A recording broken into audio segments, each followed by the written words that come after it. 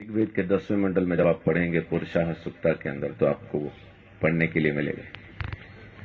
परमेश्वर को पहचाने कैसे कि वो मेरे लिए मर रहा है, उसके बारे में लिखा है कि अश्वमेघ यज्ञ का घोड़ा जिस तरह से अलग किया जाता है, वैसा ही वो पुरुष भी जब बलि किया जाएगा अलग किया जाएगा, और उसके सिर पे कांटों का गुच्छा सिर्फ इसलिए रखा जाएगा ताकि आप पहचान पाएं ये है वो मुक्तिदाता जो मेरे लिए मरता है।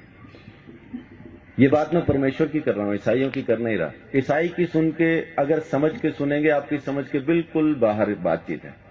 एक ईसाई बोलता है, हिंदू सुनता है, कुछ समझ में नहीं आता। लेकिन जब एक पापी बोलता है मैंने उद्धार पाया, आप भी पा सकते हैं और परमेश्वर की जरूरत आपको भी है, तो समझ में आने लगता। तो इसलिए हिंदू मुस्लिम सिख ईसाई की चादर तो पहले उतार के फेंक दे। परमेश्वर चाहिए तो हिंदू को मिलेगा नहीं, किधर भी लिखवा लो। सिख को मिलेगा नहीं, मुसलमान को मिलेगा नहीं, ईसाई को मिलेगा नहीं, मिलेगा इंसान को। उस इंसान को जो पापी है, स्वीकार करता है कि मैं हूं पापी और मुझे एक मुक्तिदाता की जरूरत है, उसी को तो मिलेगा। पहलवान को डॉक्टर की क्या जरूरत है? जरूरत तो मरीज को है। तो धर्मी को परमेश्वर नहीं चाहिए, परमेश्वर तो पापियों को चाहिए, और पापियों को बचाने ही वो जमीन पे आया है, यही उसकी मोहब्बत है। तो मैं अपनी बात को यहां खत्म करता हूं कि परमेश्वर प्रेम है। बाइबल के अंदर लिखा है, पहला यूहन्ना की पत्री में 4 अध्याय में लिखा है कि परमेश्वर प्रेम है। उसके प्रेम को समझेंगे तो आप अपने पापों से मुक्ति पा सकेंगे। दोबारा जन्म होना नहीं है आपका। माफ कीजिए, एक चीज ये छोटी सी क्लियर करके मैं अपनी बात को खत्म करूंगा, क्योंकि अपन को शैतान ने एक वहम में डाला हुआ है कि इस जन्म में नहीं तो अगले में मुक्ति हो जाएगी, इसलिए अपन आराम से बैठे।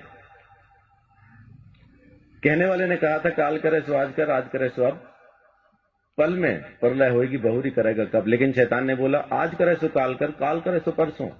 इतनी जल्दी क्या पड़ी है जब जीना है बरसों। बच्चे, आपका नाम क्या है? ध्रुव। आपके बच्चे कहां हैं? अजीब सवाल है। उम्र क्या है आपकी? 9 साल के बच्चे से मैं पूछ रहा हूं कि आपके बच्चे कहां हैं? आम के पेड़ पे जो मई जून में आम लगने हैं, इस वक्त कहां हैं? बहुत बहुत शुक्रिया। गुरुजी कहते हैं आम में, उसी पेड़ में वो आम है जो मई जून में दिखाई देंगे। तो ध्रुव के बच्चे कहां हैं? ध्रुव में। जब उसका मौसम आएगा बच्चे नजर आएंगे। तो जब ध्रुव नहीं था तब उसके बच्चे कहां थे? पापा में। और जब पापा नहीं थे तब ध्रुव के बच्चे कहां थे? दादा में। जब दादा नहीं थे तो कहां थे? तो उनके पिता में, उनके पिता में, उनके पिता में। ऐसा अपन किताब को फोल्ड करते जाएं तो उस आदम में पहुंच जाते हैं जिसको परमेश्वर ने बनाया, और उसमें बीज डाल के कहा अब तुम पैदा करो। हर जानवर को, हर प्राणी को, हर चीज को परमेश्वर ने बीज के साथ बनाया और आज्ञा दी अब तुम पैदा करो। तो जब परमेश्वर ने आदम को बनाया, हम आदम में थे। जब परमेश्वर ने आदम को यह आज्ञा दी ये फल न खाना, तब हम आदम में थे। जब आदम ने आज्ञा तोड़ी तब हम आदम में थे। जब आदम परमेश्वर से अलग हुआ तब हम आदम में थे। इसी तरह से हम परमेश्वर से अलग हो गए। हमने किया कुछ नहीं, खाया पिया कुछ नहीं, गिलास थोड़ा 12 आना किया आदम ने, अलग हम हो गए। वेदों में लिखा है कि बच्चा पैदा होते ही पाप के हाथ में सौंप दिया जाता। पैदा होते ही पापी हो जाता, कारण उसका बीज पापी है। एड्स जिस माँ बाप को है, बच्चा पैदा करेंगे एड्स की बीमारी के साथ पैदा होना। इस वजह से हम पैदा ही पापी होते हैं, इसलिए हमें मुक्ति की जरूरत है। और अगर मुक्ति हम खुद ले सकते होते तो मुक्ति दाता शब्द कभी आता नहीं आता। देने वाला हमको जरूर चाहिए, वो एक ही है। परमेश्वर ने हमारे लिए मुक्ति का रास्ता खोला, स्वयं हमारे लिए बलिदान दिया ताकि हम हमारे गुनाह से आजाद हो जाएं। ये उसकी मोहब्बत नहीं तो और क्या। तो उसकी मोहब्बत से आप अभी इसी वक्त मुक्ति पा सकते हैं। आपको जन्मों का इंतजार करना नहीं, क्योंकि यही एक जन्म है, दोबारा होगा नहीं। आज के बाद दोबारा हम कभी पैदा नहीं होंगे। ये पहला और आखिरी जन्म है। मुक्ति मिलेगी तो अब, नहीं मिलेगी तो कभी नहीं। तो परमेश्वर प्रेम है, उसके प्रेम को समझें, उसके दिए हुए उद्धार को समझें। यीशु मसीह ने मेरे लिए मेरे सारे दंड को सह लिया और मेरे गुनाहों से मुझे आजाद किया।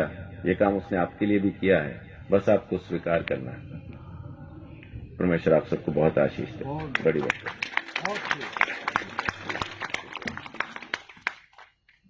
बहुत बहुत धन्यवाद पास्टर संदीप चौधरी जी का। मेरे सवाल का इन्होंने बड़े सरल रूप में उत्तर दे दिया, और अगर यही चीज हम सभी के समझ में आ जाए तो हमारा भटकाव खत्म हो जाए। मैं इनका बहुत बहुत धन्यवाद करता हूं कि इस गुरुदेव के रचित सर्वधर्म सम्मेलन के अंदर आपने पहुंचकर इस उत्सव की शोभा बढ़ाई है। मैं आपका बहुत शुक्रिया अदा करता हूं।